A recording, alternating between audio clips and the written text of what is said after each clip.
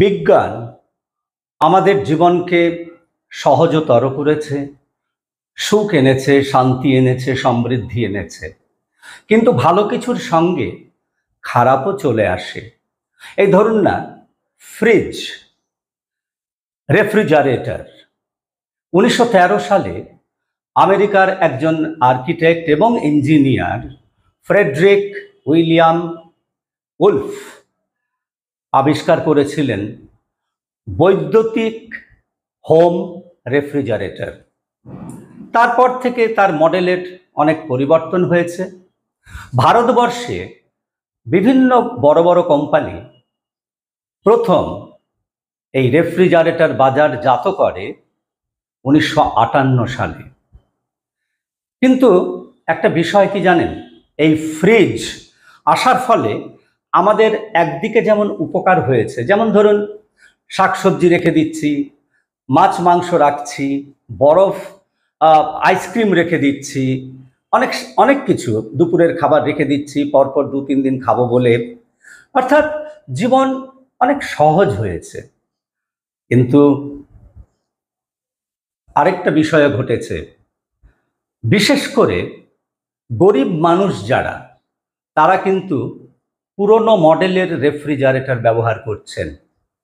উত্তর কলকাতার বিভিন্ন ওয়ার্ড, দক্ষিণ কলকাতার বিভিন্ন ওয়ার্ডের যে ঘিঞ্জি এলাকা আছে, যাকে স্লাম বলি আমরা, যেখানে গরিব মানুষেরা থাকে, আর্থিক দিক থেকে অসচ্ছল মানুষেরা থাকে, সকাল থেকে সন্ধে পর্যন্ত অনেকেই আছে যারা বাড়ি বাড়ি বাসন মাজার কাজ করে, রান্নার কাজ করে। তাদের ঘরে আপনি ফ্রিজ পাবেন, কিন্তু সেটা অনেক পুরনো মডেলের। সেখানে কি সমস্যা হয় না, এই পুরনো মডেলের রেফ্রিজারেটরে একটা ডিফ্রস্ট ট্রে থাকে, যাকে আমরা ড্রিপ ট্রে বলতে পারি, ড্রেন ট্রে বলতে পারি। সেটা থাকে ফ্রিজের একেবারে নিচে পেছনের দিকটায়।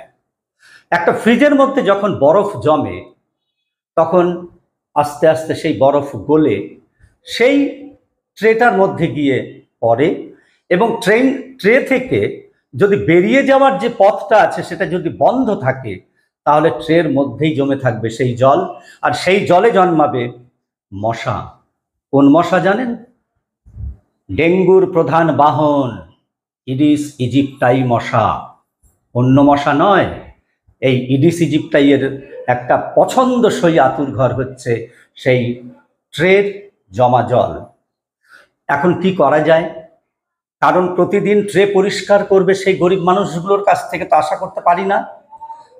তাহলে একটা সহজ পথ বলে দিই, খাবারের ডিশ পরিষ্কার করার জন্য লিকুইড সোপ ব্যবহার করি, কিংবা আমার ঘরে শ্যাম্পু আছে, ওই ট্রের জলের মধ্যে হাফ চামচ ডিশ সোপ কিংবা শ্যাম্পু ঢেলে দিন। এরা জলের উপরে একটা স্তর তৈরি করবে। এর ফলে কি হবে? মশার লার্ভা জলে থাকলেও বাতাসের অক্সিজেন নিয়ে বেঁচে থাকে, কিন্তু শ্যাম্পু কিংবা সাবানের সেই স্তর ভেদ করে বাতাসের অক্সিজেন জলের ভেতরে ঢুকতে পারবে না, এবং মশার লার্ভা কিংবা মশার ডিম মরে যাবে।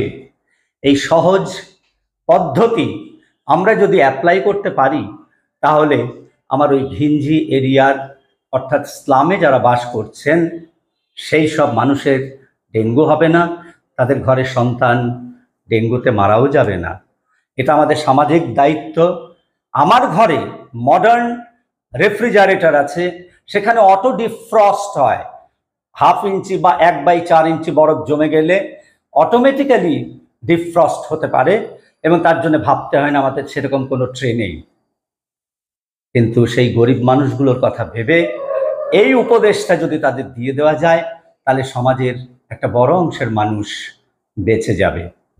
সবাই ভালো থাকবেন। নমস্কার।